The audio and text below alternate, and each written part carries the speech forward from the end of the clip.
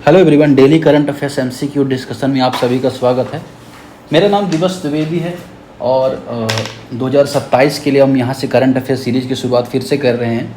अभी तक में लास्ट ईयर हमने करंट अफेयर्स की बहुत सारी प्रैक्टिस कराई। लगभग हमने 3000 जितने क्वेश्चंस लास्ट ईयर देखे। और अगर आपने देखा हो, अगर आपने मेरी रेगुलर करंट अफेयर फॉलो किया होगा तो आपने देखा होगा लगभग 30+ क्वेश्चंस अगर आप देखोगे कि जो मैगजीन और जो एमसीक्यू डिस्कशन उससे फंसे। उसमें रीज़न ये था कि मैंने प्राइमरली फोकस किया था कि पीआईबी को कवर कर रहा है मैक्सिमम न्यूज़, फिर द हिंदी को कवर करना है। इसके अलावा जो वेरियस अदर साइट्स जैसे बाजीराम है, विजन है, इनमें अगर कोई लगता है कोई टॉपिक इंपॉर्टेंट है उनके एमसीक्यूज़ भी कराने हैं। अब करंट अफेयर्स जब हम कर रहे थे तो करंट के साथ हम स्टैटिक एनालिसिस भी कर लेते थे। किसी टॉपिक का जो स्टैटिक डिस्कशन होता था वह भी देखते थे। इस बार हम लोग थोड़ा सा डिफरेंट कर रहे हैं। बीएपीएस प्रमुख एकेडमी के चैनल में ही एक वीडियो मैंने डाला है जहां पर हमने बात की है कि स्टैटिक पे एमसीक्यू प्रैक्टिस शुरुआत होगी। तो स्टैटिक के एमसीक्यूज़ भी आपको अल्टरनेट डे पे मिलते रहेंगे और करंट अफेयर्स के एमसीक्यू आपको डेली मिलते रहेंगे। तो डेली करंट स्टैटिक कितनी प्रैक्टिस करवा दूंगा 4 से 5 हज़ार क्वेश्चंस की कि आप ना तो आपको टेस्ट सीरीज लगाने की जरूरत पड़ेगी, ना तो आपको कोई करंट अफेयर्स पर किसी पे रिलाई करना है। कंप्लीट अगर आप एमसीक्यूज़ देखते हो 100% करंट अफेयर आपका कवर होने वाला है, इतना मैं आपको इंश्योर करता हूँ। तो अब से रेगुलर वीडियोज़ आएंगे। टॉपिक कभी कभी कम रहते हैं तो हम 2 दिन के भी वीडियो बना सकते हैं। जैसे आज वीडियो 1 और 2 दोनों तारीख को लेके है, ठीक है ना। तो 1 जुलाई 2 जुलाई को लेके जो करंट अफेयर्स था उसको हम एमसीक्यू फॉर्मेट में यहाँ पे डिस्कस करेंगे। अब देखिए आपको क्या क्या मिल रहा है। आप सबसे अगर आप बीएपीएस प्रमुख एकेडमी के टेलीग्राम चैनल को ज्वाइन करते हैं तो सबसे पहले आपको वहाँ पे क्या मिल जाएगा कि डेली करंट अफेयर्स के नोट्स मिल जाएंगे आपको, है ना। डेली करंट अफेयर नोट्स मिल जाएंगे। साथ ही आपको मेंस का एडिटोरियल मिल जाएगा, एडिटोरियल एनालिसिस मिल जाएगा, ठीक है।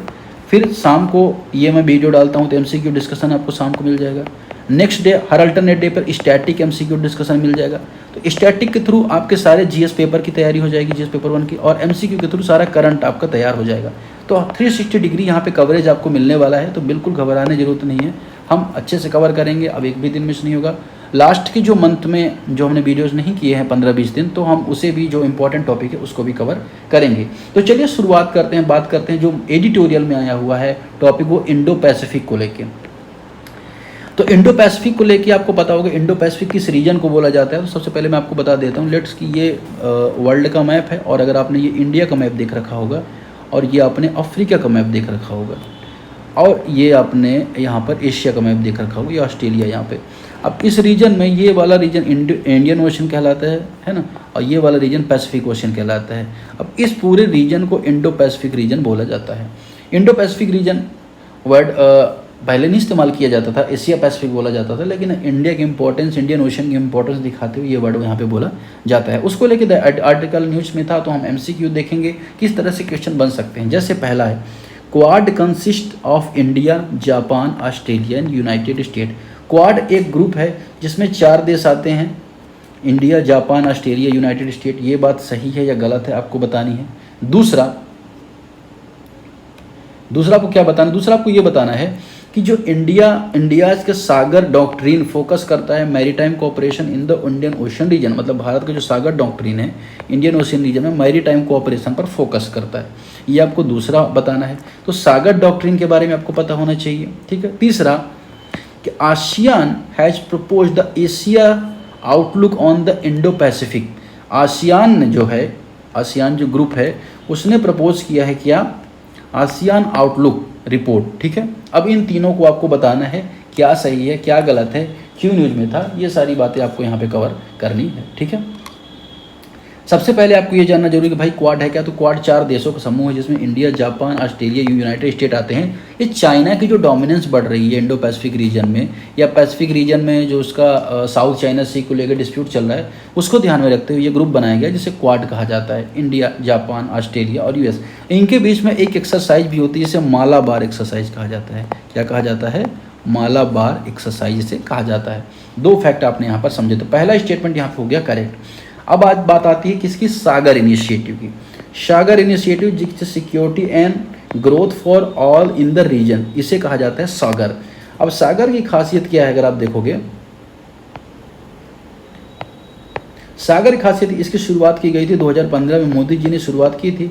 और मोदी जी का पर्पज था कि जो भारत जो है, भारत की रिस्पॉन्सिबिलिटी क्या है कि आसपास जो इंडो इंडियन ओशियन रीजन है इसमें ग्रोथ लाना, क्या लाना, ग्रोथ लाना, मेंस का भी ये क्वेश्चन बन सकता है स्टेट पीसीएस में या किसी भी एग्जाम में, है ना, क्योंकि ये वीडियो स्टेट पीसीएस यूपीएससी हर एक एग्जाम के लिए इंपॉर्टेंट है। तो ग्रोथ लाना, पीस या शांति को सुनिश्चित करना, सिक्योरिटी प्रोवाइडर के रूप में काम करना इस रीजन में, साथ ही ब्लू इकोनॉमी को प्रोत्साहन देना, ब्लू इकोनॉमी को प्रोत्साहन देना, ठीक है ना, आपदा राहत, ये सारा काम किसका है यहाँ पर, सागर इनिशिएटिव का काम था। इसको शुरुआत कब किया गया, 2015 में शुरुआत किया गया था, ठीक है। तो ये सागर इनिशिएटिव की बात हो गई। अब बात आती है आसियान की। तो आसियान को लेकर हम यहाँ पे एक मैप देखेंगे, ये देखिए, ये आसियान है। आसियान को इस्टेब्लिश किया गया था 8 अगस्त 1967 को आसियान इस्टेब्लिश किया गया था, और इसके लिए एक डिक्लेरेशन हुआ था जिसे बैंकॉक डिक्लेरेशन कहा जाता है, बैंकॉक घोषणा पत्र इसे कहा जाता है, ठीक है। बैंकॉक क्या है, बैंकॉक किसकी कैपिटल है, आपको यहाँ पे कमेंट करना है, ठीक है। तो ये बैंकॉक डिक्लेरेशन हुआ, लेकिन आसियान का जो हेड क्वार्टर वो आपको कहाँ देखने को मिलता है, वो आपको जकार्ता में देखने को मिलेगा। जकार्ता जो कि इंडोनेशिया में है, ठीक है ना, ये इंडोनेशिया में, ये वाला रीजन इंडोनेशिया को बिलोंग करता है, ठीक है। तो ये हो गया। अब हैं कितने मेंबर, 10 सदस्य हैं आसियान में, ठीक है, 10 सदस्य हैं। अब कौन कौन से देश हैं, पहला हो गया आपका यहाँ पर म्यांमार हो गया, दूसरा वियतनाम हो गया, तीसरा लाओस हो गया, चौथा कंबोडिया हो गया, पाँचवा थाईलैंड हो गया, छठा मलेशिया हो गया, सातवां सिंगापुर हो गया, आठवां ब्रुनेई हो गया, नौवां फिलीपींस हो गया, और 10वां इंडोनेशिया हो गया। बांग्लादेश इसका मेंबर नहीं है। आपसे अगर पूछा जाए तो आप यहाँ पे लिख लो, Bangladesh is not member of ASEAN, Bangladesh ASEAN का मेंबर नहीं है। तो ये बात आपको यहाँ पे याद रखनी है, ठीक है। रही बात यहाँ पे क्वाड की, क्वाड के बारे में हमने यहाँ पर देख लिया। एक चीज़ और यहाँ पे याद रखिए क्वाड को लेके, यहाँ पे मैं लिख देता हूँ। देखिए क्वाड की शुरुआत 2007 में हुई थी, ठीक है ना, बाद में रिस्ट्रक्चर किया जाता है, ऑस्ट्रेलिया को भी जोड़ा जाता है 2017 में, और ये किसी तरह का मिलिट्री अलायंस नहीं है। क्या नहीं है, अगर आपसे स्टेटमेंट पूछा जाए तो क्वाड एक मिलिट्री अलायंस है, तो ये बात गलत हो जाए, मिलिट्री अलायंस नहीं है, इंडो पैसिफिक रीजन में है, कोई भी इसका हेडक्वार्टर भी नहीं है, ये भी आपको यहाँ पे याद रखना है। चलिए अब दूसरा जो ऑप्शन है यहाँ पे करेक्ट हो गया। तीसरा जो है ऑप्शन यहाँ पे क्या कह रहा है कि जो आसियान है वो आसियान आउटलुक रिपोर्ट को प्रपोज कर रहा है, ये यहाँ पे थर्ड ऑप्शन यहाँ पे कह रहा है, ठीक है। ये बात यहाँ पे करेक्ट हो जाएगी, ठीक है। सही आंसर क्या हो जाएगा, 1 2 3 तीनों ही आंसर यहाँ पे करेक्ट हो जाएंगे, ठीक है। आगे बढ़ते हैं, नेक्स्ट टॉपिक की तरफ बढ़ते हैं। अगला टॉपिक किसको लेके था, FCRA को लेके था। किसको लेके था, FCRA को लेके। क्वेश्चन यहाँ पे क्या कह रहा है आप देखो, ये भी एडिटोरियल में आया हुआ था। The FCRA regulates acceptance and utilization of foreign contribution by the certain individual and organization in India। अब देखो FCRA होता क्या है, इसको बोला जाता है विदेशी अंशदाय विनियम अधिनियम, फॉरेन कंट्रीब्यूशन रेगुलेशन एक्ट। इसको सबसे पहले बनाया गया था 1976 में, लेकिन बाद में 2010 में इसको अमेंड किया जाता है, बाद में 2020 में भी इसको अमेंड किया जाता है, और इसको इम्प्लीमेंट करता है मिनिस्ट्री ऑफ होम अफेयर्स या गृह मंत्रालय इसको लागू करता है। अब FCRA का उद्देश्य क्या होता है, देखो मेंस और प्रीलिम्स दोनों में पूछा जा सकता है कि जो FCRA है, what is the purpose of FCRA, ठीक है। तो विदेश से मिलने वाला, मतलब मान के लो विदेश से जो मिलने वाला क्या है, धन है ना, धन है, नोट है, ठीक है, उसको क्या करना, रेगुलेट करना, फॉरेन से जो पैसा आ रहा है उसे रेगुलेट करना, मनी लॉन्ड्रिंग वगैरह ना हो, है ना, या नेशनल सिक्योरिटी को लेकर टेरर फंडिंग ना हो, इस सारी चीज़ों को ध्यान में रखना और नेशनल सिक्योरिटी को इंश्योर करने के लिए FCRA कानून को बनाया गया है। अब फॉरेन जो कंट्रीब्यूशन किस तरह का हो सकता है, FC या फॉरेन कंट्रीब्यूशन किस तरह का हो सकता है, तो ये सम टाइम गिफ्ट में हो सकता है, सम टाइम सिक्योरिटी के फॉर्मेट में हो गया कि पता चले कि वहाँ पे शेयर ले लिया, यहाँ पे ऑनरशिप ट्रांसफ़र कर दी, बेच दिया, है ना। अब कौन दे सकता है, तो किसी देश की सरकार दे सकती है, दुश्मन देश की सरकार दे सकती है, कोई विदेशी फॉरेन कंपनी इस तरह काम कर सकती है ना, विदेशी ट्रस्ट कर सकते हैं, कोई नागरिक भी कर सकते हैं। तो ये सारी चीज़ें फॉरेन सोर्स के फॉर्म में होती हैं, ठीक है। अब फॉरेन सोर्स को लेके अगर हम ये बात आपको पता करनी है कि भाई ये जो पैसा आता है ये किस चीज़ में यूज नहीं होना चाहिए, आपको पता होना चाहिए। तो चुनाव की फंडिंग में, चुनाव लड़ने में फॉरेन कंट्रीब्यूशन का यूज नहीं होना चाहिए, क्योंकि इससे क्या होगा, मान चलिए कि कोई देश है और वो चाहता है कि भारत में चुनाव व्यवस्था को क्या करे, डिसरप्ट करे, है ना, बात चुनाव व्यवस्था में अपने लोग जिताए, तो वो क्या करते हैं, यहाँ पैसा लगा सकते हैं, तो ये चीज़ नहीं हो सकता। MP MLA के अकाउंट में पैसा नहीं आ सकता, ठीक है ना। पॉलिटिकल पार्टी को, राजनीतिक दलों को पैसा फॉरेन कंट्रीब्यूशन से नहीं मिल सकता, प्रतिबंधित है। किसी न्यायाधीश को, किसी जज को ये पैसा नहीं मिल सकता, किसी गवर्नमेंट एम्प्लॉय को पैसा नहीं आ सकता, है ना। कुछ मीडिया हाउस को भी ये पैसा नहीं आ सकता। ये बात आपको यहाँ पे याद रखनी, ठीक है, कि फॉरेन FCR के बारे में आपको क्या याद रखना है, ये आपको पता होना चाहिए। चलिए, अब बात ये आती है कि भाई ये तो सारी चीज़ें ठीक है, लेकिन क्वेश्चन यहाँ पे क्या कह रहा है, क्वेश्चन क्यों यहाँ पे है, FCRA regulate acceptance and utilisation, मतलब FCRA दोनों चीज़ को रेगुलेट कर रहा है, मतलब पैसा आना, एक्सेप्टेंस और यूटिलाइज, उसका उपयोग, दोनों चीज़ें किसका, फॉरेन कंट्रीब्यूशन का, बाई सर्टेन इंडिविजुअल, व्यक्तियों के द्वारा, ऑर्गेनाइजेशन के द्वारा जो पैसा आ रहा है उसका एक्सेप्टेंस और रेगुलेशन दोनों काम FCRA करता है। ये बात यहाँ पे कम्प्लीटली करेक्ट है, नहीं आपको बताना, तो ये स्टेटमेंट क्या हो जाएगा, कम्प्लीटली करेक्ट हो जाएगा, ठीक है। दूसरा, मिनिस्ट्री ऑफ होम अफेयर्स, यहाँ पे आपको UPSC गलत स्टेटमेंट दे सकते हैं। UPSC कह देगा PMO करता है, UPSC कर देगा रेवेन्यू मिनिस्ट्री करती है, फाइनेंस मिनिस्ट्री करती है ना, रेवेन्यू डिपार्टमेंट है बेसिक, रेवेन्यू मिनिस्ट्री नहीं है, फाइनेंस मिनिस्ट्री कर सकती है, तो ये बात भी यहाँ पे गलत हो जाएगी। तीसरा, original FCRA legislation was enacted इन 1976, पहली बार FCRA जो कानून है उसको 1976 में बनाया गया था। कंप्लीटली करेक्ट है, तीन के तीनों ही ऑप्शन यहाँ पे करेक्ट आंसर हो जाएगा, ठीक है। तो ये दो क्वेश्चन हमने यहाँ पर देख लिया। आगे हम बढ़ेंगे थर्ड क्वेश्चन की तरफ। अगला क्वेश्चन किसको लेके है यहाँ पे, संथाल विद्रोह को लेकर।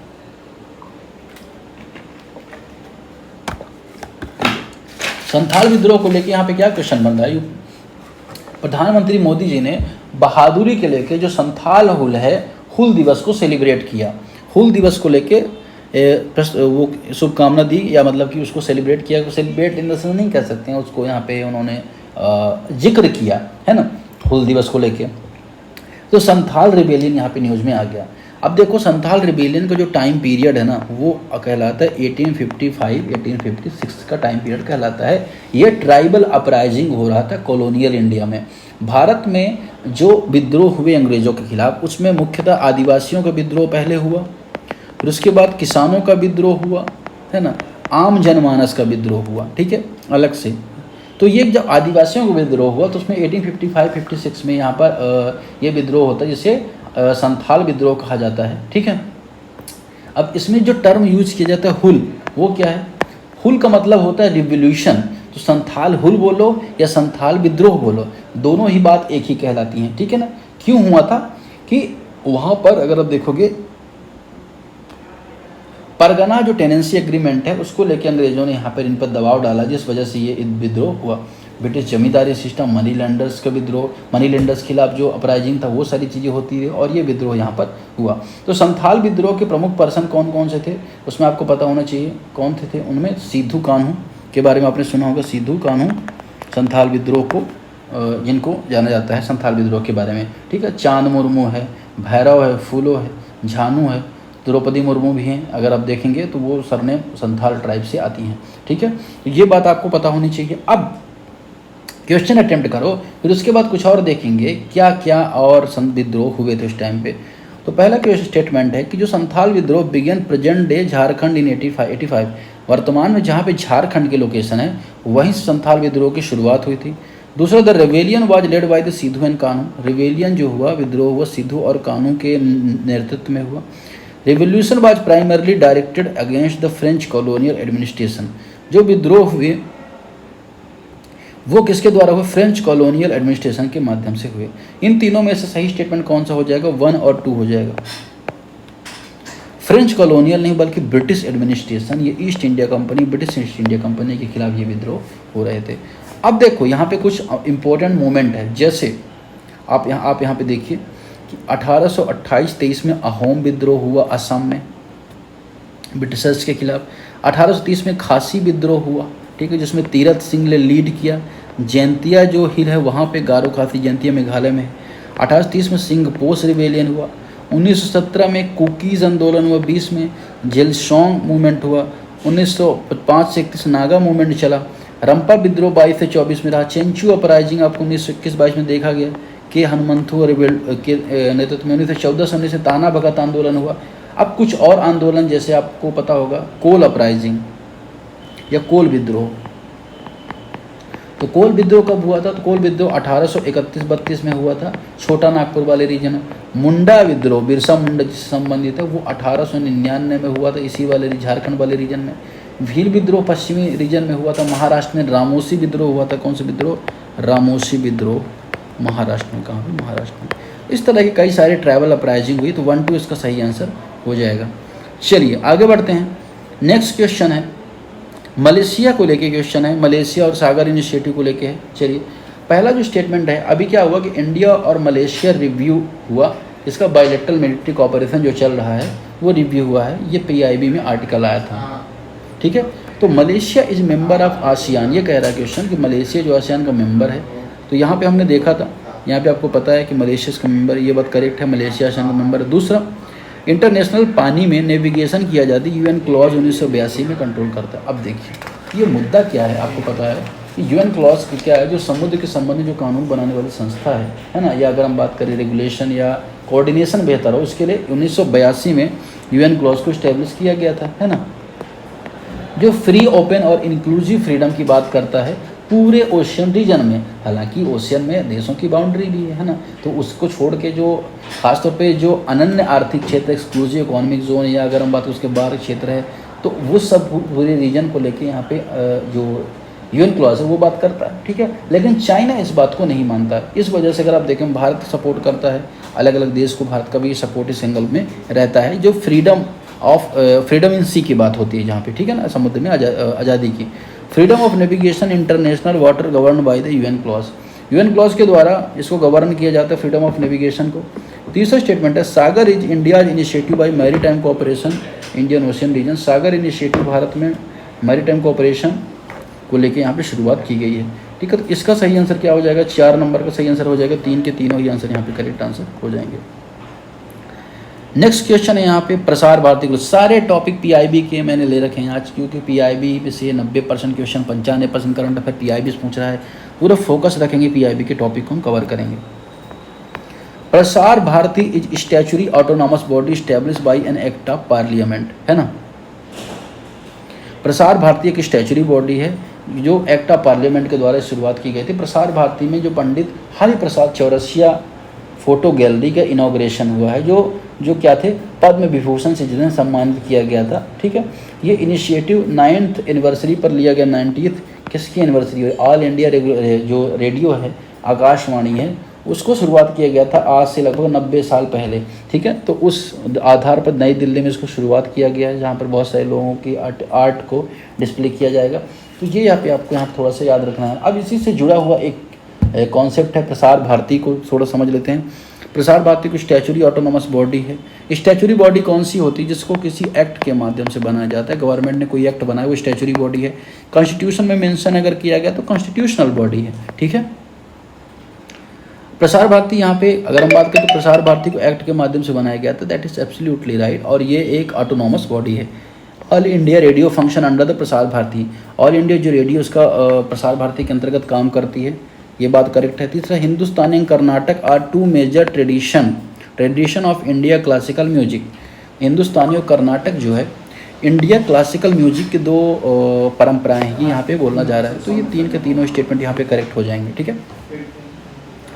Next question we will talk about the UPI unified payment interface के बारे में बात करेंगे कि अभी क्या न्यूज़ में रहा है कि UPI जो है ग्रीस ने भी अडॉप्ट किया है। किसने? ग्रीस ने।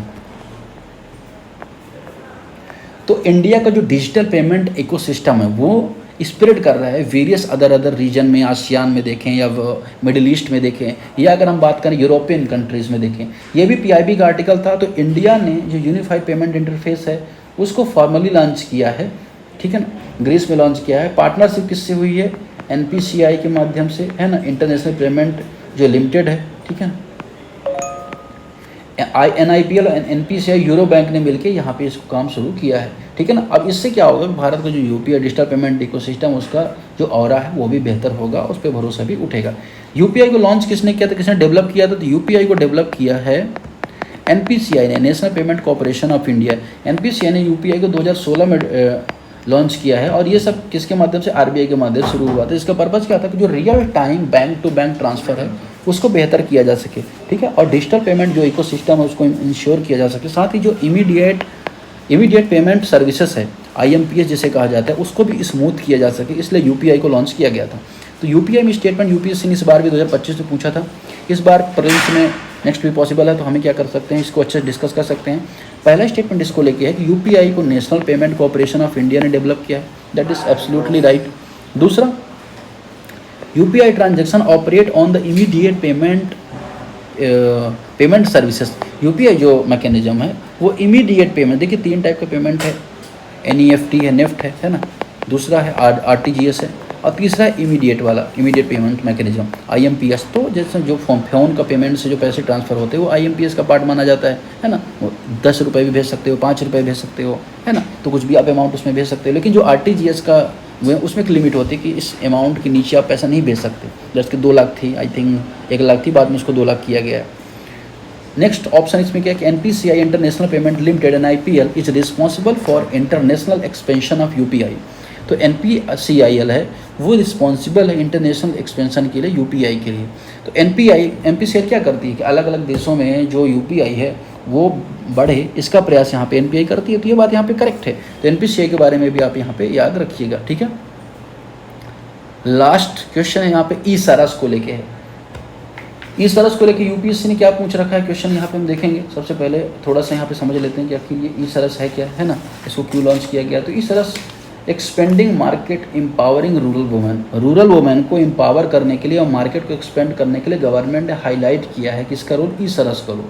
ई-सरस एक डिजिटल मार्केट प्लेस है जो कनेक्ट करता है रूरल वुमेन एंटरप्रेन्योर्स को, महिला जो उद्यमी हैं उनको कनेक्ट करता है, सेल्फ हेल्प ग्रुप्स को आपस में कनेक्ट करता है, और इनको ग्लोबल जो कंज्यूमर उनसे कनेक्ट करता है। मतलब महिला SHG ग्रुप आ गए, है ना, और अलग अलग महिला ग्रुप आ गए, इनको बीच में कनेक्टिविटी कौन करता है, इनके बीच में कनेक्टिविटी इंश्योर करता है कौन, ई-सरस,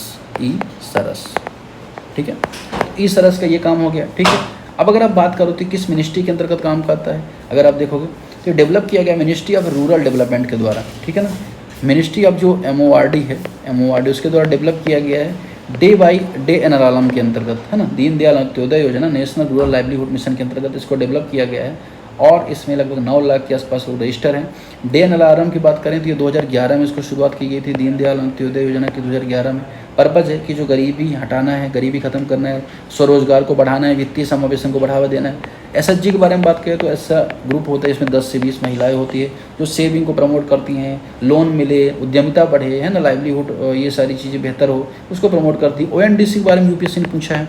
ONDC open network for digital commerce बोला जाता है, जो इनिशिएटिव है किसका, DPIIT का, department for promotion of internal industry internal trade ऐसे करके है, DPIIT का इनिशिएटिव है, जिसका पर्पज़ क्या है कि जो डिजिटल कॉमर्शियल सिस्टम है उसको इंटर ऑपरेबल बना। मतलब फ्लिपकार्ट में कोई चीज़ 200 रुपये की मिल रही है, अमेजोन में कोई चीज़ 300 रुपये की मिल रही है ना, तो इससे कन्फ्यूजन ना हो, आपको ONDC में सब पता चल जाएगा कि भाई ये पेमेंट होना चाहिए, यहाँ पे सस्ता मिल रहा है, ये काम आप करो। इसको 2022 में लॉन्च किया गया था ONDC को, ठीक है। ये चीज़ थोड़ा सा आपको यहाँ पे याद रखनी है। अब यहाँ पे अगर आप देखोगे तीनों ऑप्शन यहाँ पर, तो 3 के तीनों ही ऑप्शन मुझे लगता है करेक्ट होंगे। पहला ऑप्शन यहाँ पे खासतौर पे महिला सेल्फ हेल्प ग्रुप्स के लिए प्रोडक्ट को डिजिटल मार्केट प्लेस देने के लिए शुरुआत किया गया ई-सरस को, दैट इज एब्सोल्युटली राइट। दूसरा, यह दीनदयाल अंत्योदय योजना नेशनल रूरल लाइवलीहुड मिशन के अंतर्गत काम करता है। तीसरा, इस open network for digital commerce के साथ इंटीग्रेट किया गया है, ठीक है। तो ये बात यहाँ पे 1 2 3 तीनों स्टेटमेंट यहाँ पे करेक्ट हो जाएंगे। तो आज के डिस्कशन फिलहाल इतना ही, नेक्स्ट वीडियो मिलते हैं। अगर आपको UPSC फाउंडेशन कोर्स करना है तो आप प्रमुख एकेडमी के टेलीग्राम चैनल पे जा सकते हैं, वहाँ पे लाइव बैच की शुरुआत हो रही है। 14,400 में आपको पूरा UPSC का लाइव बैच मिलने वाला है। लाइव दिल्ली की सारी फैकल्टी के द्वारा क्लासेस, 80 से ज़्यादा मॉक टेस्ट, और आप प्रीलिम्स निकाल लेते हैं। फ्री में प्रवेश प्रोग्राम जहाँ पे आप मेंस रेसिडेंशियल रह के पूरी तैयारी कर सकते हैं, पूरा आंसर इवेल्युएशन मेंटोर से सब कुछ वहाँ पे आपको प्रवेश में मिलेगा। तो अगर आप बिगिनर हैं तो आप UPSC फाउंडेशन शुरुआत इस कोर्स के माध्यम से कर सकते हैं। कैसे ज्वाइन करना है कुछ भी है तो आप इस नंबर पर कॉल कर सकते हैं, मैं यहाँ पे दे दे रहा हूँ। तो इस नंबर पे कॉल कर करके आप UPSC के किसी भी फाउंडेशन प्रोग्राम से प्रमोक एकेडमी को जुड़ सकते हैं। Thank you very much.